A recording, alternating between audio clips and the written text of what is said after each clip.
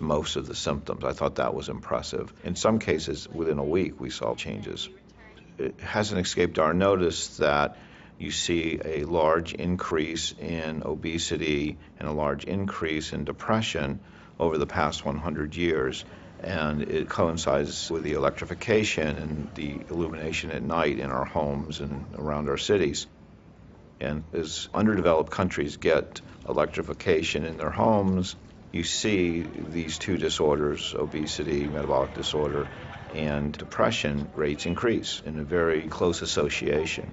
If we look at our neighbors here around central Ohio, the Amish, who do not use electricity, you see extremely low levels of depression, and you see virtually no obesity. Now, you might attribute that to the hard work they engage in, but if you look at the caloric intake, these folks, high saturated caloric intake, you see very little heart disease. You see virtually no metabolic disorder in these individuals. And so it's another hint that maybe the light at night and the circadian dysregulation may contribute to these disorders in people. While some populations like the Amish have managed to dodge many modern diseases by avoiding light at night, the rest of us may be standing directly in the line of fire. When these individuals are exposed to light at night, and presumably that's enough to screw up their melatonin, they're losing, we think, an important protective mechanism at night. Light might be one of the major environmental risk factors that can alter breast cancer rates in women. Scientists are now learning more about the darker side of light.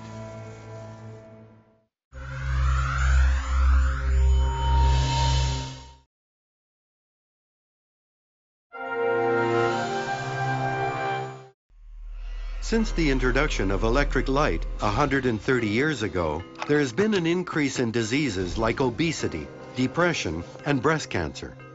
It's only recently that we've noticed and tried to find out why and what can be done about it.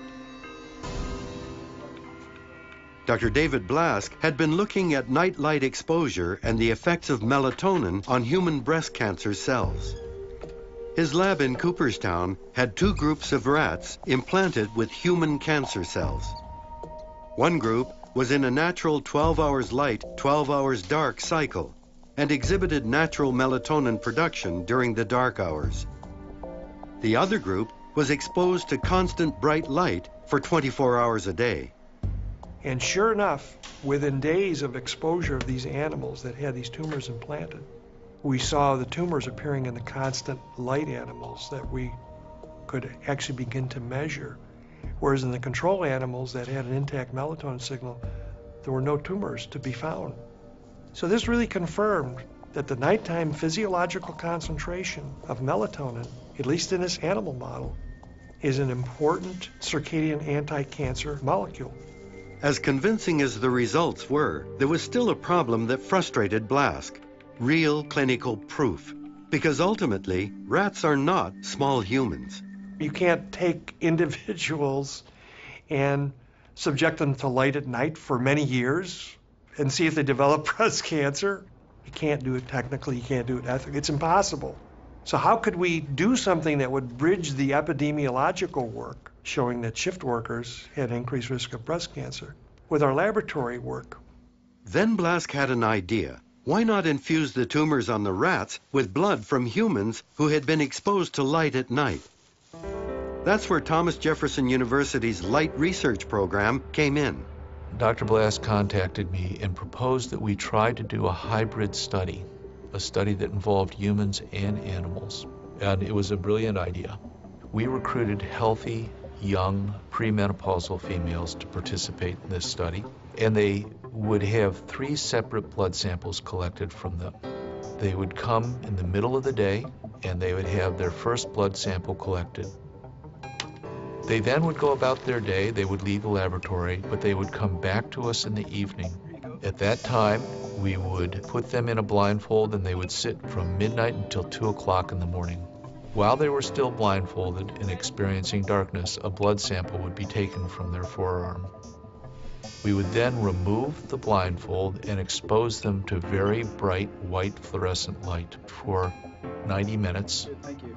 At the end of that exposure period, another blood sample would be collected. Those blood samples were then immediately shipped down the following day to Dr. Blask's laboratory. Blask's lab specialist, Bob Docci, was standing by with rats surgically implanted with human breast tumors. Each blood sample from Brainerd's lab was pumped or perfused through identically sized tumors. This was a blind study, which means they didn't know which tumor was getting which blood sample. But within a short period of time, it became obvious because some tumors were growing and others were not. So Bob analyzed the data, and we could see a clear pattern. The tumors that had received the daytime blood were very active metabolically and proliferating, but the tumors that were perfused with the blood collected at night, where melatonin was high, the growth rate of these cells was shut down by about 80–85%. It was dramatic. And then when we looked at the tumors that had been perfused with the blood taken at night, but after light treatment, where melatonin levels were suppressed again, metabolic activity shot right back up to where it was during the daytime. So this was as much of a eureka moment as you could get in science. This was just incredible. Our cells are susceptible to developing into cancer cells at any time. So melatonin, we think, at night may be one of those protective mechanisms that keeps those cells, if they're there, at bay. And so in shift workers, as one population that is exposed to an environmental insult, artificial light at night, they have a higher risk of developing certain cancers, particularly breast cancer. So when these individuals are working the night shift and are exposed to light at night, that's enough to screw up their melatonin. They're losing, we think, an important protective mechanism at night. Just how does this important protective mechanism, melatonin, work? Answers are being found here at the Intensive Physiological Monitoring Unit at Brigham and Women's Hospital in Boston. We do a range of different measures to try and work out how light's affecting the brain. Hey Richard, can you please straighten your IV arm for a little bit? Thank you. We take blood samples to look at levels of melatonin in the blood to see how much melatonin is suppressed. We also look at the rhythm of melatonin to try and work out how much the body clock has been shifted. Melatonin. It fights cancer, keeps us healthy, and it's a hormone that only comes out in the dark. Ian, here's your response box for your PBT test. Please remember to press the right button only. But studies here are showing that when melatonin is suppressed by light, not all colors of light have the same effect. And we've found that, for example, blue light or shorter wavelength visible light is more effective at shifting the timing of the biological clock. It's more effective at suppressing melatonin, and it's more effective at alerting the brain as compared to the same number of photons of a green light or a red light. There is an elegant evolutionary logic to human color sensitivity. While the sun contains all colors of the spectrum, some are more prominent at certain times of the day. Red is the color of the setting sun just before dark. It's also the color of fire, a nighttime source of warmth and illumination for 1.5 million years. And red happens to have little effect on melatonin production. And then there's blue, nature's wake-up alarm. When you look at the clear sky on a morning, that blue up there, it's a beautiful, pure kind of blue. That's the most effective at suppressing melatonin, photon for photon. But it's a matter of timing. With light, we want bright blue light in the morning, and we want dark at night. So the blue light is actually good in the morning and would be not good, I don't want to say bad, but not good in the middle of the night. Not good for those people who are shift workers. For them, it's 10 a.m. all night long.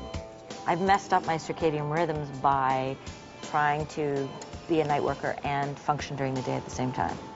And I do feel it. 21% of the workforce is doing shift work, and they have compression of their sleep cycle, and they have disruption of the circadian system. So it's a serious problem. the lights are on all night. So how do we keep shift workers healthy?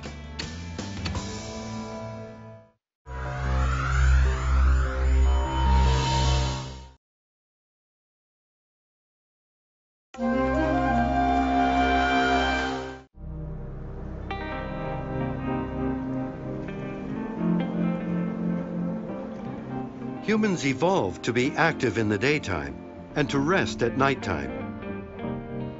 But a shift worker must constantly fight that impulse. 0 in Windsor, Essex, with a mainly sunny day coming up and milder, a high near 10 degrees. I'm Rob Sherville, AM 800 News. I usually arrive about 2 o'clock in the morning. I write for about 3 hours in time for the first newscast at 5 o'clock. Our top story this hour, Budget Day in Ontario. Windsor, Tecumseh, and Friday and Saturday, I work from 10 o'clock in the morning till 4 o'clock in the morning. But I don't sleep, no. There's no sleep in it. From 10 o'clock at night till 8 a.m. in the morning. I usually work Saturday nights late, 4 to 4, and Friday nights 6 to 3. I've been doing permanent nights probably about 13 years, I guess. My sleep patterns are horrible. Majority of the time, it's very little sleep that you're going on working night shift. I never get an 8 hours straight sleep, and I haven't for about 5 years, and I'm tired.